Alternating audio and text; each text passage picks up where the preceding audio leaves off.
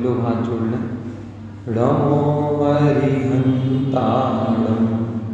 नमो सिद्धाणं नमो आयर्याणं नमो वज्रायाणं नमो लोहे सव्यसागुणं मंगलमय मंगलकरं वीतराग विज्ञान नमो ताहि जाते भये अरिहंतादि महान करि मंगल करियो महा ग्रंथ करण को काज जाते मिले समाज सब पावे निज पद राज। पूजनों के अर्थ समझने के क्रम में हम समुच्चय पूजन और 16 कारण पूजन का अर्थ देख चुके हैं। आज हम जिस पूजन का अर्थ देखेंगे वो है पंचमेरु पूजन। पेज नंबर 321 321 पेज पे पंचमेरु का पूजन का अर्घ है। पूजन छोटी सी है, इसलिए हम 2 पूजन भी आज देख सकते हैं, नंदीश्वर की भी और ये। कारण क्या? क्योंकि दोनों पूजनों में सिर्फ एक लाइन ही चेंज है, पहली वाली, बाकी की 3 लाइन तो दोनों में सेम है। तो एक बार यदि अर्थ समझ लिया तो फिर बाद में सिर्फ एक लाइन का ही अर्थ देखना है। और जयमाला भी छोटी है, तो यदि हम एक का भी अर्थ देख लें तो हमें सबका अर्थ समझ में आ जाएगा। तो पंचमेरु पूजन से हम हमारी चर्चा प्रारंभ करते हैं। पेज नंबर 321 और यहाँ पर सबसे पहले स्थापना के छंद में कह रहे हैं, तीर्थंकरों के नवन जल से जलते भरे तीरथ सर्व था। क्या? तीर्थंकरों के नवन जलते भये तीरथ सर्व था। कि सुनो, ये पंचमेरु भी कोई पूजन करने जैसे हैं क्या? ये तो पर्वत हैं। पहाड़ों की पूजन की जाती है क्या? कि पहाड़ों की तो नहीं की जाती। पंचमेरु क्या है कि 5 मेरु हैं, 5 पर्वत हैं, बस कुतुब मीनार जैसे लंबे हैं। तो इसलिए हम कुतुब मीनार की पूजन कर लें क्या? कि नहीं। तो इनकी पूजन क्यों की जा रही है? कि भाई ये पहाड़ भले ही हो, लेकिन इनमें अकृत्रिम चैत्यालय हैं, इनमें भगवानों की प्रतिमाएं हैं। और जब कोई तीर्थंकर का जन्म होता है तो इस सुमेरु पर्वत के ऊपर उनका जन्माभिषेक होता है। इसलिए हम उनका क्या करते हैं कि उनकी पूजन हम करते हैं। वैसे तो पर्वत है, लेकिन पर्वत में क्या विराजमान है? प्रतिमा। अब शिखर जी का पर्वत पूज्य क्यों है? क्योंकि वहां से तीर्थंकर मोक्ष गए। तो तीर्थंकर मोक्ष गए, इसलिए शिखर जी के पर्वत पर चप्पल पैर कर नहीं चढ़ते, नंगे पैर वंदना करते हैं ना।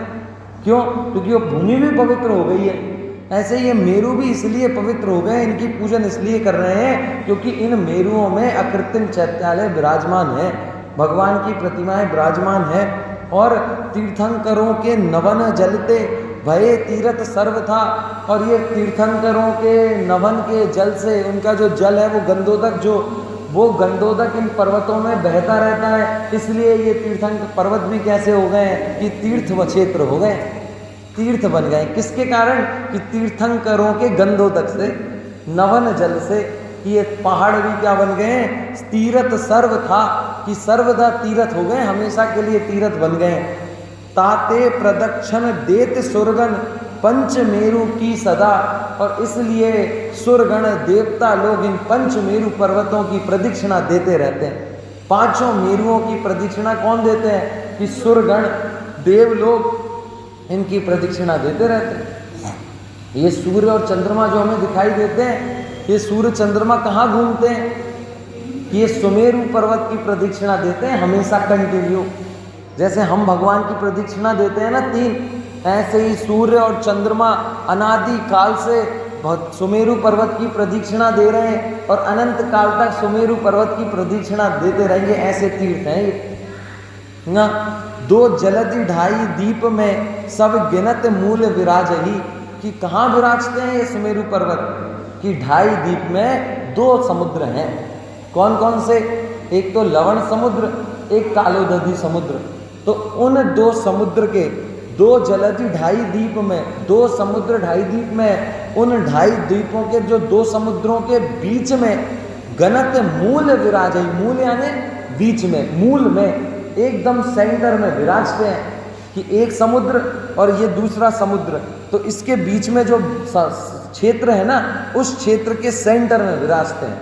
मतलब एक समुद्र ये हो गया और ये वापस रिटर्न होके आया, तो यहाँ पे भी आता है, गोल है ना, तो ये एक गोल क्षेत्र है, तो इसके सेंटर में फिर अगला क्षेत्र आएगा तो उसके सेंटर में अगला क्षेत्र आएगा, तो गणत मूल विराज ही कि मूल में विराजते हैं। पूजो 80 जिन धाम प्रतिमा, कि ऐसी 80 प्रतिमाएं पूजता हूं मैं। पांचों की मिलाकर कितनी होती हैं कि 80, एक में कितनी 16, 16 16 16 16 16 पंजे कितने हो गए कि 80। पूजो 80 जिन धाम प्रतिमा, होई सब सुख, होई सुख दुख भाजई, कि सुख होता है और दुख भाजई, दुख नष्ट हो जाता है, भाग जाता है। कितनी प्रतिमाएं इसमें 80, 80 चैत्यालय, अकृत्रिम चैत्यालय हैं 80 जी। गणत मूल विराजई, सेंटर के जमीन, मूल यानी सेंटर में, गणत यानी ऐसा गिनना चाहिए, गणत ऐसा गिनो कि इतने सूर्य चंद्रमा गिनो, तो गिनो मतलब वो भर्ती के शब्द होते हैं कुछ। भर्ती के शब्द कैसे कि जब हम कोई छंद लिख रहे हैं तो छंद की लय बनाने के लिए यहाँ कोई ना कोई शब्द तो डालना पड़ेगा, वरना लय पूरी नहीं होगी।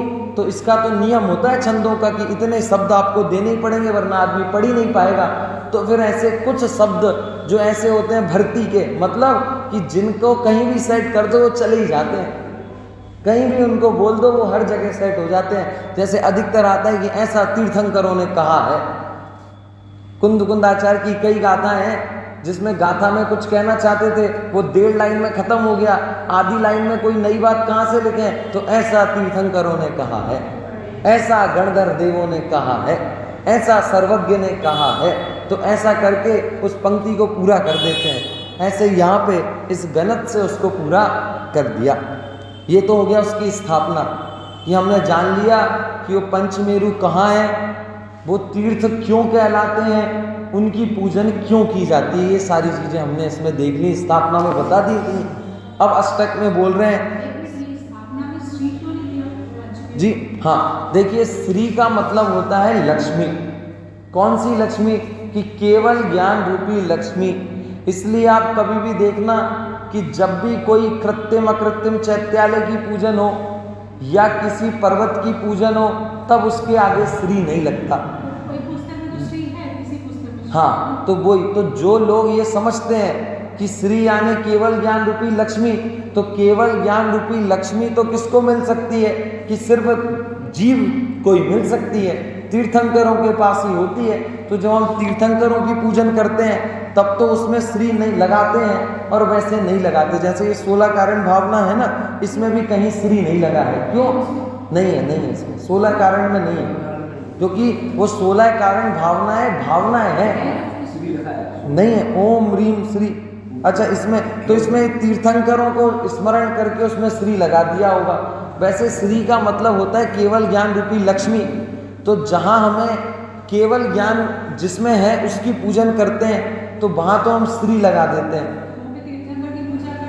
इसलिए श्री। और इस पंचमेरु में हम सिर्फ पंचमेरु की पूजन कर रहे हैं, पंचमेरु के जिन चैत्यालयों की पूजन कर रहे हैं, इसलिए यहाँ पे इन्होंने श्री नहीं लगाया। जैसे उत्तम क्षमा 10 लक्षण धर्माय, अपन 10 धर्म की पूजन करते हैं तो वहाँ पे भी श्री नहीं है। क्यों? क्योंकि 10 धर्मों की पूजन कर रहे हैं, भगवान की पूजन नहीं है उसमें, तो वहाँ पर श्री नहीं होता है। तो 10 लक्षण की पूजन में आप देखेंगे कि वहाँ पे आपको श्री नहीं मिलेगा। हाँ, ऐसा ही होता है। तो श्री का मतलब ये होता है, अब कोई क्या करता है, कोई लगा देता है और कोई उस चीज़ को नहीं लगाता है। तो अगर आप सामान्य व्यक्ति से पूछो तो उसको नहीं पता, तो वो लगा देता है। कभी किसी का ध्यान चला जाए और उसका ध्यान चला जाए तो नहीं लगाता। जैसे टोडरमल स्मारक से जो प्रकाशित होती हैं उसमें नहीं होता है। फिर बाकी अब कोई अपनी अपनी प्रकाशित कर ले और उसको पता ना हो तो बेचारा गलती से लगा देता है कि ध्यान नहीं दिया और लग गया, क्योंकि इतना कोई ध्यान समझता नहीं ना सारी चीज़ें, तो इसलिए कहीं लगा मिलेगा, कहीं लगा नहीं मिलेगा। हाँ, तीर्थंकरों की, देव की, अरहंत भगवान की और सिद्ध भगवान की, उन दोनों में लगेगा। गुरु की होगी तो नहीं लगेगा, शास्त्रों की होगी तो नहीं लगेगा। जैसे आप पंच प्रवचन सार विधान करेंगे तो उसमें नहीं मिलेगा।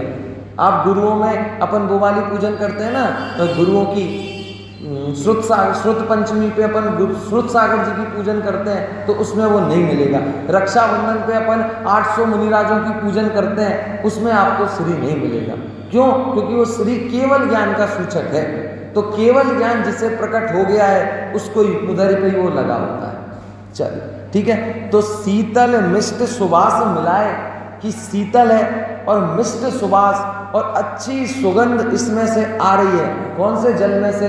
कि सागर, क्षीर सागर से जल ना आए ना, ये हमारे खराब जल थोड़ी ना है जिसमें से बदबू आ जाए, ये तो स्पेशल जल आता है। तो उस जल में से सुगंध आती है और मीठी सुगंध आती है उसमें से। तो कह रहे हैं शीतल मिष्ट सुवास मिलाए जल सो पूजो श्री जिन राय, और ऐसे जल से मैं श्री जिन राज को पूजन करता हूँ। ये कौन सी तरीके की पूजन? कि पहले तरीके की है। इसमें ये नहीं कह रहे कि ये द्रव्य बेकार है, इसमें कह रहे हैं द्रव्य भी बहुत अच्छी है और इस अच्छी द्रव्य से मैं आपकी पूजन करता हूँ। तो कह रहे हैं शीतल मिष्ट सुवास मिलाए जल सो पूजो श्री जिन राय, और ऐसे जल से मैं आपको पूजता हूँ। महासुख होए देखे नाथ परम सुख होए, कि महासुख होता है। और आपको एक बार इन प्रतिमाओं को देख लो, इन पंचमेरुओं की प्रतिमाओं को देख लो तो महासुख होता है। फिर क्या कह रहे हैं? पांचों मेरु असी जिन धाम, सब प्रतिमा जी को करो प्रणाम। महासुख होए देखे नाथ परम सुख होए, कि पांचों मेरुओं की 80 प्रतिमाओं को, प्रतिमा जी को मैं प्रणाम करता हूँ, नमस्कार करता हूँ, और उनको नमस्कार करने से महासुख होता है, परम सुख होता है। हाँ, महासुख और परम सुख में क्या अंतर है? कि महासुख का मतलब होता है ज्यादा सुख, महान सुख। महान सुख का मतलब है अतीन्द्रिय सुख से। जो इंद्रिय सुख है वो महान नहीं है, और जो अतीन्द्रिय सुख है वो महान सुख है। और परम सुख होता है कि अनंत सुख। जो मुनिराज हैं वो अतीन्द्रिय सुख तो है, तो उनको महासुख तो है, लेकिन वो परम सुखी नहीं है, क्योंकि परम सुखी तो केवल ज्ञानी ही होते हैं, क्योंकि उनको अनंत सुख हो गया है। तो जहाँ सुख अनलिमिटेड हो जाए उसे परम सुख कहते हैं, और जहाँ सीमित रहे उसको महान, की इंद्रियों से महान है। अतीन्द्रिय सुख को कहते हैं महान सुख, और जब वो अतीन्द्रिय सुख अनलिमिटेड हो जाता है तो उसे कह देते हैं परम सुख हो गया, कि महासुख होता है। और देखे नाथ परम सुख होए, कि परम सुख भी हो जाता है इनको देखने से। चलिए अगले छंद में, हाँ, परम गुरु यानी हमने देखा था ना कि गुरु यानी आचार्य उपाध्याय और साधु, और परम गुरु यानी अरहंत भगवान, जिन्होंने केवल ज्ञान प्रकट कर लिया है वो परम गुरु हो गए। जिन्होंने 4 कर्मों को नष्ट कर दिया है वो परम गुरु। तो परम गुरु को परम सुख, और इनके महागुरु भी कह सकते हैं इनको अपन, आचार्य उपाध्याय साधु को, और गुरु भी कह सकते हैं। तो इस प्रकार इसमें ये अर्थ है। अब 3 लाइन तो सबकी एक जैसी हैं और एक लाइन सब में बदल रही है। तो अब जल के बाद चंदन वाले छंद पे आते हैं। जल केसर कपूर मिलाए, कि जल तो वही है लेकिन उस जल में केसर और कपूर मिला दिया है तो चंदन जैसा बन गया है। जल केसर कपूर मिलाए गंध सो पूजो श्री जिन राय, कि उस चंदन से, उसकी गंध से, इतना सुगंधित पदार्थ से मैं आपकी पूजन करता हूँ। ठीक है। आगे अक्षत में कह रहे हैं अमल अखंड सुगंध सुहाय। अमल है, अखंड है, टूटे चावल से भगवान की पूजन नहीं करते। चावल कैसा होना चाहिए? कि अखंड होना चाहिए। यदि वो टूट गया तो उसकी इडली बन जाएगी लेकिन पूजन नहीं होगी, तो उससे पूजन नहीं होती। और सुगंध सुहाय, और बदबूदार चावल भी नहीं होना चाहिए। ऐसी कोई भी पदार्थ, ऐसा कोई भी अष्टद्रव्य नहीं होना चाहिए जो सड़ गया हो, जिसमें से बदबू आ रही हो, जिसमें कीड़े पड़ गए हो, बास आने लगी हो। ये सुगंध आनी चाहिए उनमें से। इसलिए हमारे जो चंदन होता है, अक्षत होता है, उसको आप धो के जब पूजा में रखो तो पूजे की थाली में से भी खुशबू आती है, और वैसे चावल में से नहीं आएगी, लेकिन पूजा की थाली वाले चावल में से आ जाती है। कि सुगंध मिलाए गंध सो पूजो नहीं, नीचे सुगंध सुहाए अक्षत सो पूजो श्री राय, कि अक्षत से मैं श्री आपकी पूजा करता हूँ, जिनराज की पूजा करता हूँ। तो ये तो एक एक विशेषता बताते जा रहे हैं जो चढ़ा रहे हैं उसकी, और भगवान इससे मैं आपकी पूजन कर रहा हूँ। बरन अनेक रहे महकाए, फूल सो पूजो श्री जिन राय। वरण अनेक यानी रंग बिरंगे, वरण यानी होता है कलर, वर्ण। तो वरण अनेक, अनेक रंगों से, फूलों से जो महकाए, जो महक रहे हैं, जो ताजा है एवं तरोताजा है, उनसे मैं आपकी क्या कर रहा हूँ, पूजन कर रहा हूँ। फूल सो वरण अनेक रहे महकाए, फूल सो पूजो श्री जिन राय। और फिर वही 3 लाइनें आखिरी में अब कह रहे हैं, मन वांछित बहु तुरत बनाए, चरु सो पूजो श्री जिन राय। कि भाई क्या, कि मन वांछित, जो मन में अच्छा लगे, ऐसे बहुत बहुत सारे तुरंत बनाए पदार्थों को मैंने बनाए, पकवान मैंने बनाए हैं। तुरंत यानी पकवान, तुरंत यानी तुरंत नहीं, तुरंत, तुरंत का मतलब होता है पकवान। कि मन वांछित, जो आप मन को अच्छे लगते हो, जो इष्ट लगते हो, ऐसे बहुत अच्छे पकवान, बहुत सारे बहुत अच्छे पकवान मैंने बनाए हैं। और चरुसों और चावसों, इच्छा, अच्छी खुश प्रसन्नता पूर्वक मैं आपकी उनसे पूजन करता हूँ। चरुसो पूजो श्री जिन राय। ये क्या हो गया, कि ये हो गया क्षुधा रोग विनाशनाय नैवेद्यम वाला। फिर कह रहे हैं कि अब किससे, अब दीप से। तो दीप के लिए कह रहे हैं, तम हर उज्ज्वल ज्योति जगाए। कि तम को हर कर, अंधकार को हर कर उज्ज्वल ज्योति जगाए। कि उज्ज्वल ज्योति को जगाता है ये दीपक, अंधकार को हरता है और उज्ज्वल ज्योति को जगाता है। इसलिए आपको इस दीप से आपकी पूजन करता हूँ। दीप सो पूजे श्री जिन राय। कि जो अंधकार को नाश कर देता है और उज्ज्वल ज्योति को जगाता है, ऐसे दीप से आपकी पूजन करता हूँ। खेऊ अगर अमल अधिकाय, खेऊ यानी जिसको डाल दिया जाए, अगर अमल अधिकाय, अगर अगरबत्ती, अमल, अमल कैसी, कि बिना मल के एकदम पवित्र अगरबत्ती को खेऊ डाल दिया जाए तो क्या होता है कि धूप निकलती है अच्छी खुशबूदार, और धूप सो पूजो, और जो धूप निकलती है उससे मैं क्या कर रहा हूँ, कि आपकी पूजन मैं करता हूँ। कि तम खेऊ अगर अमल अधिकाय, कि उसमें डाल देने से, अगरबत्ती को, धूप को उसमें डाल देने से, कैसी सुगंध वाली अमल वाली धूप को, अगर को डालने से जो धूप निकलती है, उस धूप सो पूजो श्री जिन राय। उस धूप से मैं आपकी पूजन करता हूँ।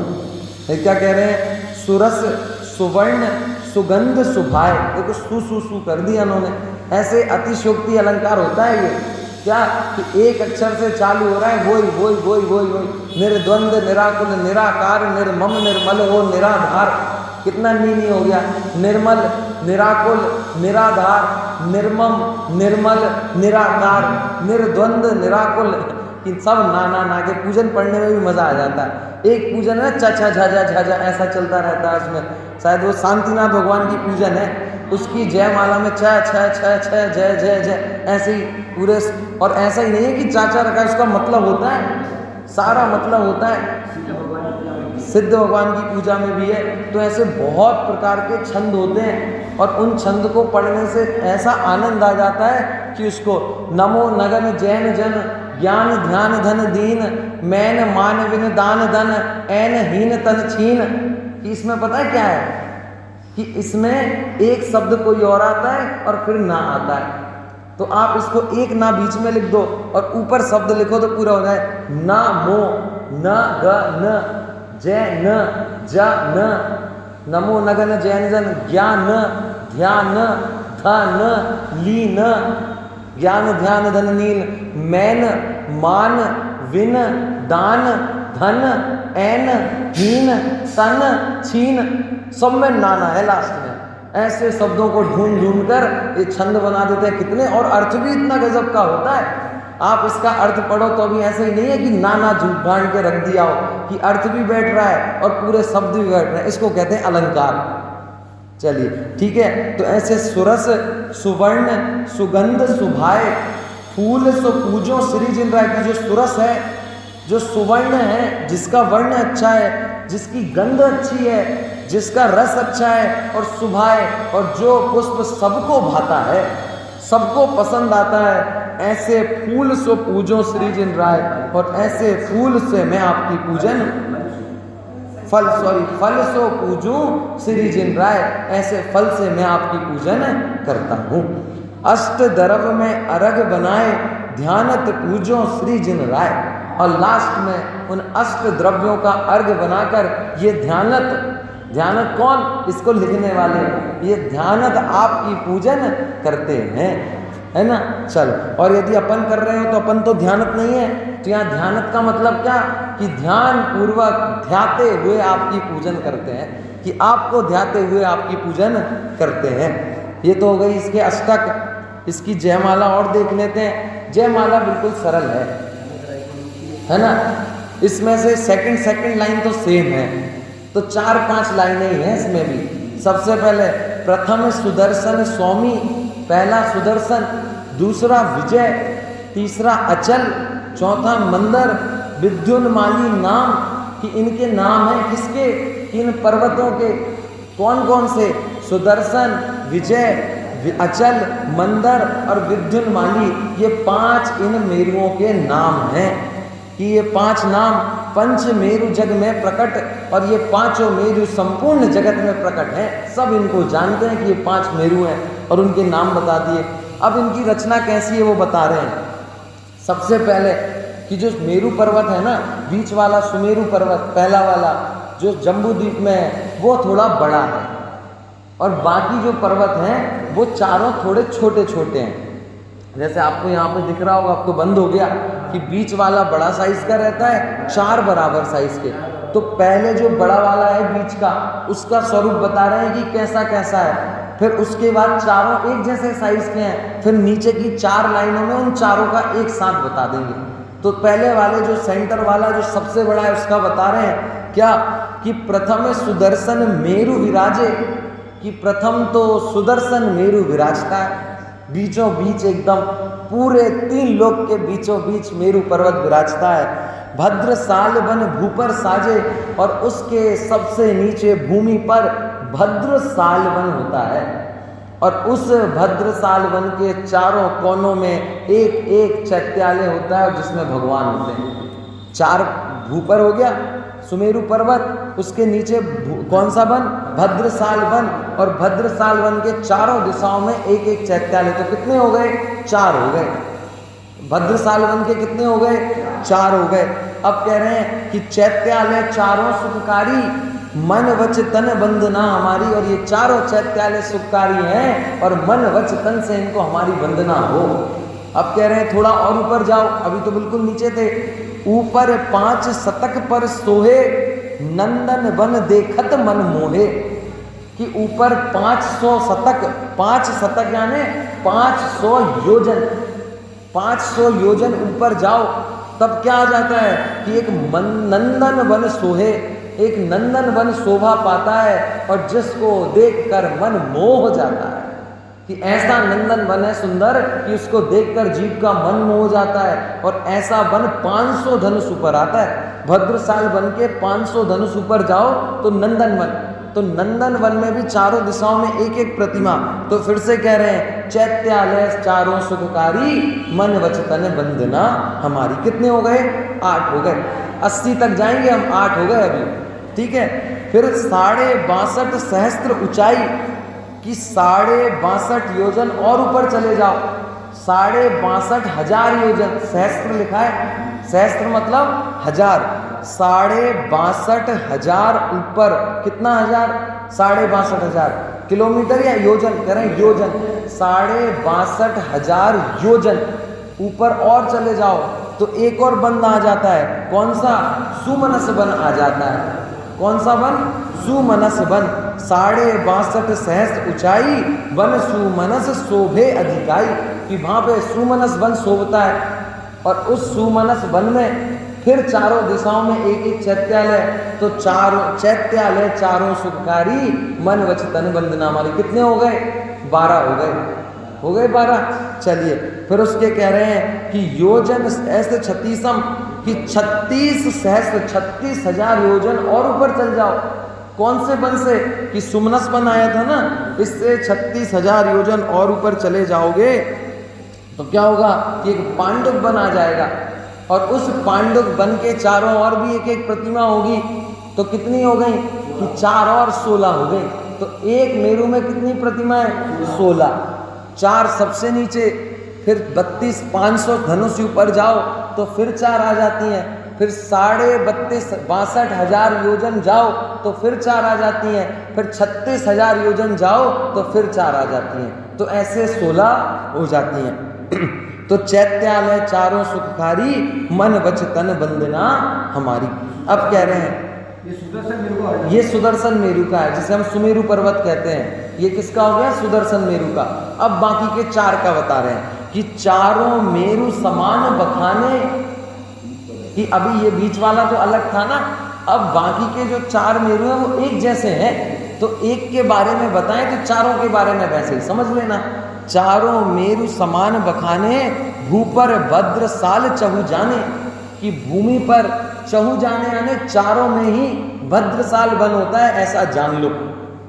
भूमि पर जैसे सुमेरु पर्वत की भूमि पर भद्रसाल वन था ना, ऐसे ही इनकी भूमि पर भी क्या होता है?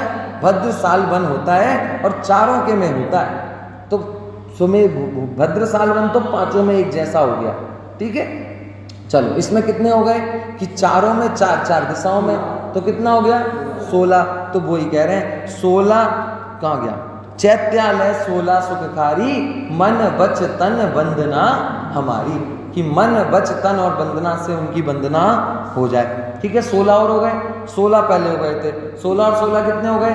32 हो गए।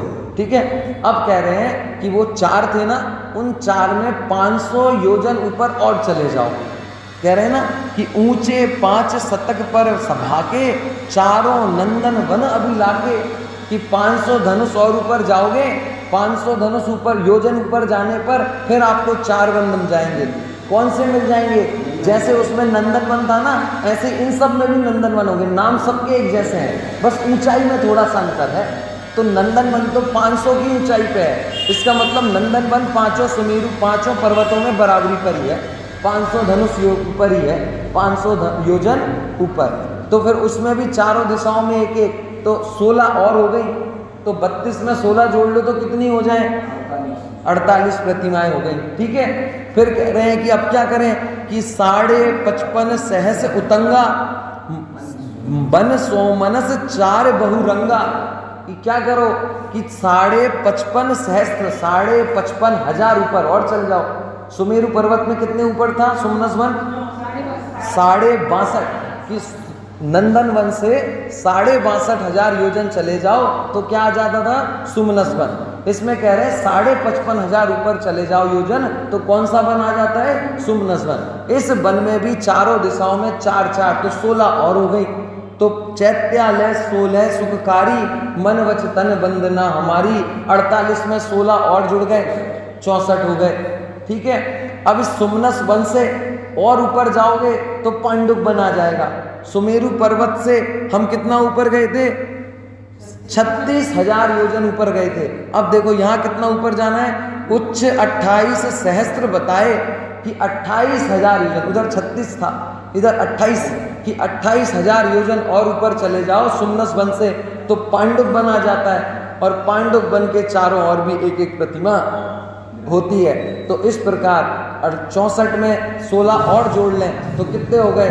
80 जिन प्रतिमा हो गए। तो चैत्यालय 16 सुखकारी, मन वच तन बंदना हमारी।